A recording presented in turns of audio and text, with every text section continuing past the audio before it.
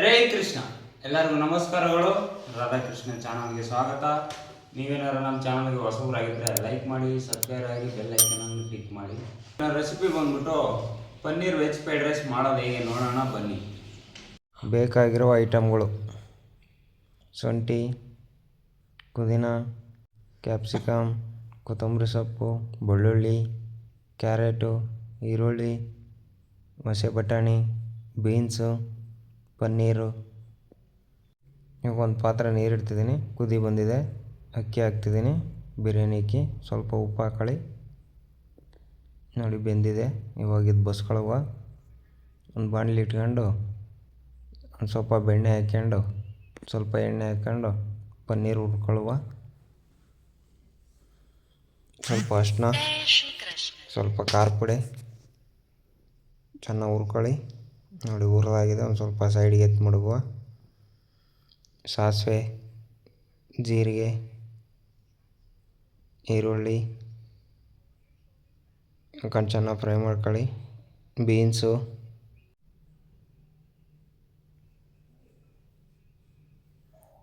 Carrot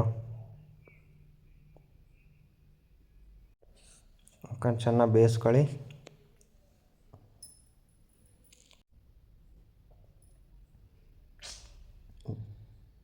ಶುಂಠಿ, ಬೆಳ್ಳುಳ್ಳಿ ಕೊಟ್ಟಿಟ್ಕೊಂಡಿದ್ದೆ ಹಾಕೊಂತಿದ್ದೀನಿ. Capsicum ಹಾಕೊಂತಿದ್ದೀನಿ. ಹಸಿ ಬಟಾಣಿ ಹಾಕೊಂತಿದ್ದೀನಿ.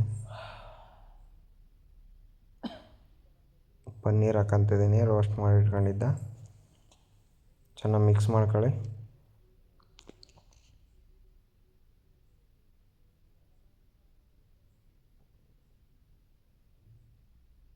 ಇದಕ್ಕೆ ರೈಸ್ ಹಾಕುವ. ಇವಾಗ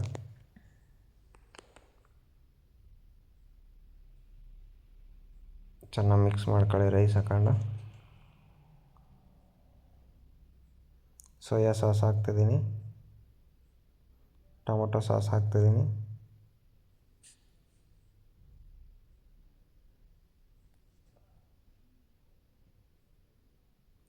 ಲೋ ಫ್ಲೇಮಲ್ಲಿ ಇಟ್ಕೊಂಡು ಎಲ್ಲ ಕ್ಲೀನಾಗಿ ಮಿಕ್ಸ್ ಮಾಡ್ಕೊತ ಬನ್ನಿ.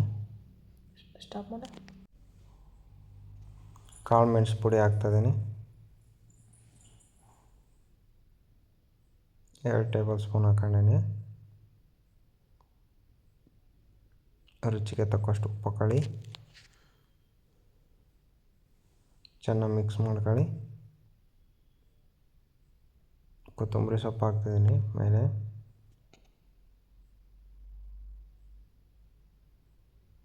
ನೋಡಿ, ಪನ್ನೀರ್ ವೆಜ್ ಫ್ರೈಡ್ ರೈಸ್ ರೆಡಿಯಾಗಿದೆ.